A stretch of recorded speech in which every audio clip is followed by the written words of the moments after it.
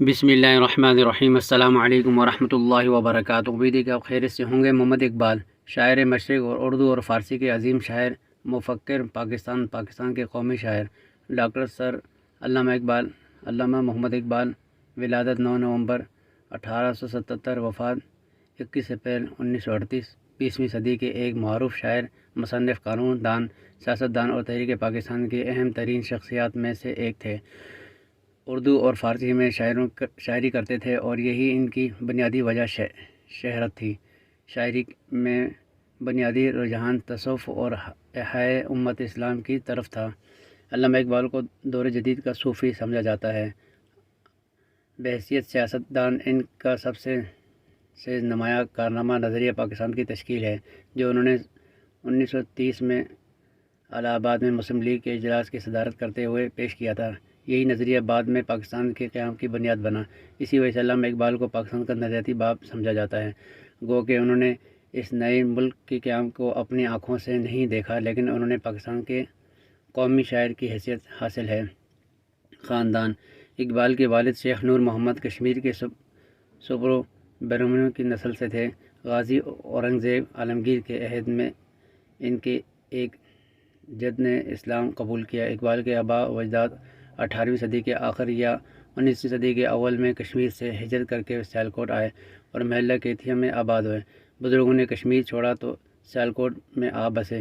شیخ نور محمد کے والد شیخ محمد رفیق نے محلہ کھاٹیا میں ایک مکان آباد کیا، کشمیری لویوں اور دوسیوں کی فروخت کا کاروبار شروع کیا۔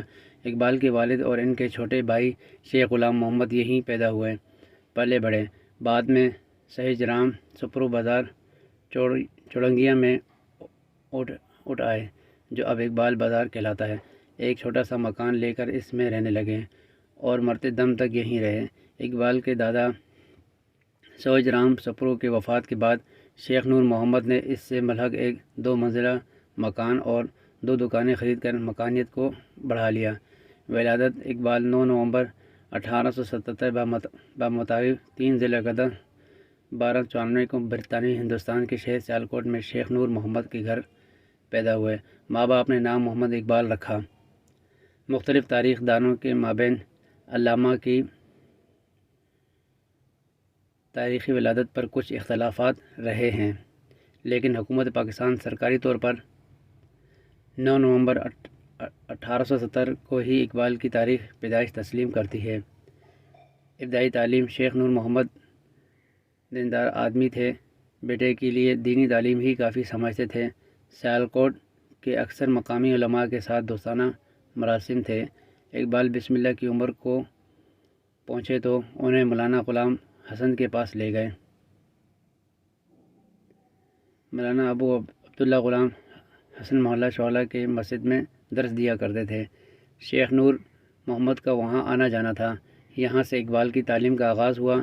حسب دستور قرآن شریف سے ابتدا ہوئی۔ تقریباً سال بھر تک یہ سلسلہ چلتا رہا کہ شہر کے ایک نامور عالم مولانا سید میر حسن ادھر آ نکلے۔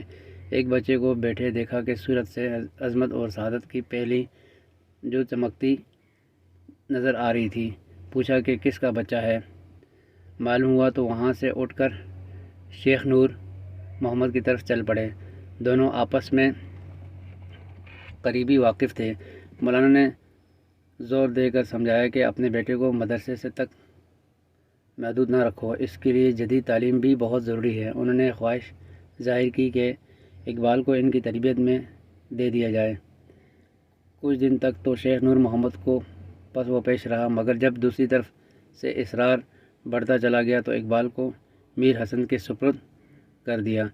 ان کا مکتب شیخ نور محمد کے گھر کے قریب ہی کوچہ میر حسام الدین میں تھا۔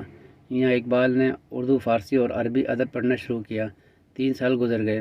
اس دوران میں سید میر حسن نے اسکاچ مشن اسکول میں بھی پڑھانا شروع کر دیا۔ اقبال بھی وہیں داخل ہو گئے، مگر پرانے معمولات اپنی جگہ رہے۔ اسکول سے آتے تو استاد کی خدمت میں پہنچ جاتے۔ میر حسن عظیم استادوں کی یادگار تھے، جن کے لیے زندگی کا بس ایک ہی مقصد ہوا کرتا تھا، پڑھنا اور پڑھانا۔ لیکن یہ پڑھنا اور پڑھانا نری کتاب خوانی کا نام ہی نہیں، اس اچھے زمانے میں استاد مرشد ہوا کرتا تھا، میر حسن بھی یہی کیا کرتے تھے۔ تمام اسلامی علوم سے آگاہ تھے، جدید علوم پر بھی اچھی نظر تھی۔ اس کے علاوہ ادبیات، معقولات، لسانیات اور رضاویت میں بھی مہارت رکھتے تھے۔ شاگردوں کو پڑھاتے وقت ادبی رنگ اختیار کرتے تھے تاکہ علم فقط حافظ میں بند کر نہ رہ جائے بلکہ طرز احساس بن جائے۔ عربی، فارسی، اردو اور پنجابی کے ہزاروں شعر ازبر تھے۔ ایک شعر کھولنا ہوتا تو 20 مترادف اشعار سنا ڈالتے۔ مولانا کی تدریسی مصروفیات بہت زیادہ تھیں مگر مطالعے کا معمول قضا نہیں کرتے تھے۔ قرآن کے حافظ بھی تھے اور عاشق بھی۔ شاگردوں میں شاہ صاحب کہلاتے تھے۔ انسانی تعلق کا بہت پاس تھا۔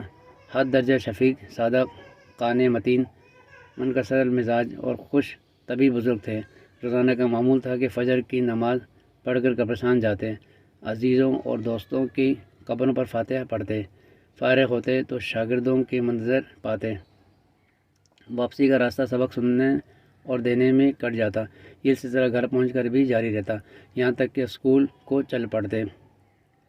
شاگرد ساتھ لگے رہتے، دن بھر اسکول میں پڑھاتے، شام کو شاگردوں کو لیے ہوئے گھر آتے، پھر رات تک درس چلتا رہتا۔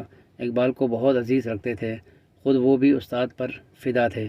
اقبال کی شخصیت کی مجموعی تشکیل میں جو عناصر بنیادی طور پر کار فرما نظر آتے ہیں، ان میں سے بیشتر شاہ صاحب کی صحبت اور تعلیم کا کرشمہ ہے۔ سید میر حسن سر سید کے بڑے قائل تھے۔ علی گڑھ تحریک کو مسلمانوں کے لیے مفید سمجھتے تھے۔ ان کے زیر اثر اقبال کے دل میں بھی سر سید کی محبت پیدا ہو گئی، جو بعض اختلافات کے باوجود آخر دم تک قائم رہی۔ مسلمانوں کی خیر خواہی کا جذبہ تو خیر اقبال کے گھر کی چیز تھی، مگر میر حسن کی تربیت نے اس جذبے کو ایک علمی اور عملی سمت دی۔ اقبال سمجھ بوجھ اور ذہانت میں اپنے ہم عمر بچوں سے کہیں آگے تھے۔ بچپن ہی سے ان کے اندر وہ انہماک اور استفراغ موجود تھا جو بڑے لوگوں میں پایا جاتا ہے، مگر وہ کتاب کے کیڑے نہیں تھے۔ کتاب کی لت پڑ جائے تو آدمی محض ایک دماغی وجود بن جاتا ہے، زندگی اور اس کے بیچ فاصلہ پیدا ہو جاتا ہے۔ زندگی کے حقائق اور تجربات بس دماغ میں منجمد ہو کر رہ جاتے ہیں، خون گرم کا حصہ نہیں بنتے۔ انہیں کھیل کود کا بھی شوق تھا، بچوں کی طرح شوخیاں بھی کرتے تھے، حاضر جواب بھی بہت تھے۔ شیخ نور محمد یہ سب دیکھتے مگر منع نہ کرتے، جانتے تھے کہ اس طرح چیزوں کے ساتھ اپنائیت اور بے تکلفی پیدا ہو جاتی ہے جو بے حد ضروری اور مفید ہے۔ غرض اقبال کا بچپن ایک فطری کشادگی اور بے ساختگی کے ساتھ گزرا۔ قدرت نے انہیں صوفی باپ اور عالم استاد عطا کیا، جس سے ان کا دل اور عقل یکساں ہو گئے، دونوں کا ہدف ایک ہی ہو گیا۔ یہ جو اقبال کے یہاں حس اور فکر کی نادر یکجائی نظر آتی ہے، اس کے پیچھے یہی چیز کا فرما ہے۔ باپ کی قلبی فیضان نے جن حقائق کو اجملاً محسوس کروایا تھا، استاد کی تعلیم سے تفصیلاً معلوم بھی ہو گئے۔ 16 برس کی عمر میں اقبال نے میٹرک کا امتحان پاس کیا، فرسٹ ڈویژن آئی اور تمغہ اور وظیفہ ملا۔ اسکاچ مشن اسکول میں انٹرمیڈیٹ کی کلاسیں بھی شروع ہو چکی تھیں، لہذا اقبال کو ایف اے کے لیے کہیں اور نہیں جانا پڑا، وہیں رہے۔ یہ وہ زمانہ ہے جب ان کی شاعری کا باقاعدہ آغاز ہوتا ہے۔ یوں تو شاعر و شاعری سے ان کی مناسبت بچپن ہی سے ظاہر تھی، کبھی کبھی خود بھی شعر موضوع کر لیا کرتے تھے، مگر اس بارے میں سنجیدہ نہیں تھے، نہ کسی کو سناتے، نہ محفوظ رکھتے، لکھتے اور پڑھ کر پھینک دیتے۔ لیکن اب شعر گوئی ان کے لیے فقط ایک مشغلہ نہیں رہی تھی بلکہ روح کا تقاضا بن چکی تھی۔ اس وقت پورا برصغیر داغ کے نام سے گونج رہا تھا، خصوصاً اردو زبان پر ان کی موزانہ گرفت کا ہر کسی کو اعتراف تھا۔